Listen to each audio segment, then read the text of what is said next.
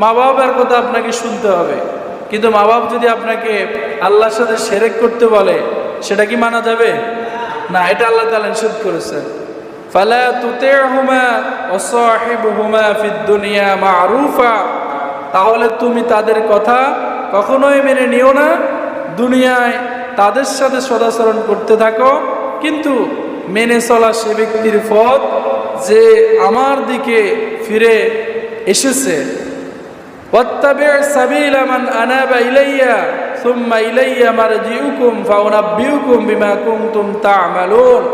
তারপর তোমাদেরকে অবশ্যই আমি আল্লাহ তাআলার কাছে ফিরে আসতে হবে, সে সময় তোমরা কেমন কাজ করেছিলে তা আমি তোমাদের জানিয়ে দেব। সুবহানাল্লাহ বলেন। তাহলে মা বাবার বিষয়ে ওয়াজ করতেছেন কে? আল্লাহ।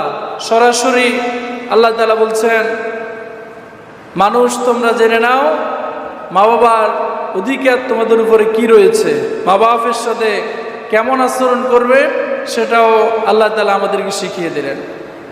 আল্লাহ সুবহানাহু ওয়া তাআলা কুরআনুল কারীমের সূরা বনী ইসরাঈলের 23 নম্বর আয়াতে আল্লাহ সুবহানাহু ওয়া তাআলা বলেন, ওয়া ক্বাদা রাব্বুকা আল্লা তা'বুদু ইল্লা ইয়্যাহু ওয়া বিল ওয়ালিদাইনি ইহসানা।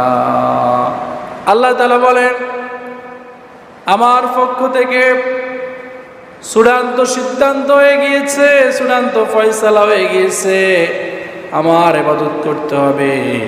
আমার ইবাদত ছাড়া অন্য কারো ইবাদত করা কোনো মানুষের জন্য বৈধ নাই, জায়েজ নাই। এবং আমার ইবাদত করার পরে তোমার কাছে সবচেয়ে বেশি উত্তম আচরণ যারা পাবে তারা হচ্ছে তোমার মা এবং বাবা। আল্লাহর ইবাদতের পরে মা বাবার স্থান। সুবহানাল্লাহ বলেন। আল্লাহ বলছেন, ওয়া ক্বাদা রাব্বুকা আল্লা তা'বুদু ইল্লা ইয়্যাহু ওয়া বিল ওয়ালিদাইনি ইহসানা। আমার ইবাদত করো, আমার ইবাদত করার পর তোমাদের কাছ থেকে সবচেয়ে বেশি উত্তম আচরণ যারা পাবে, তোমাদের খেদমত যারা বেশি পাবে তারা হচ্ছে তোমাদের মা এবং বাবা।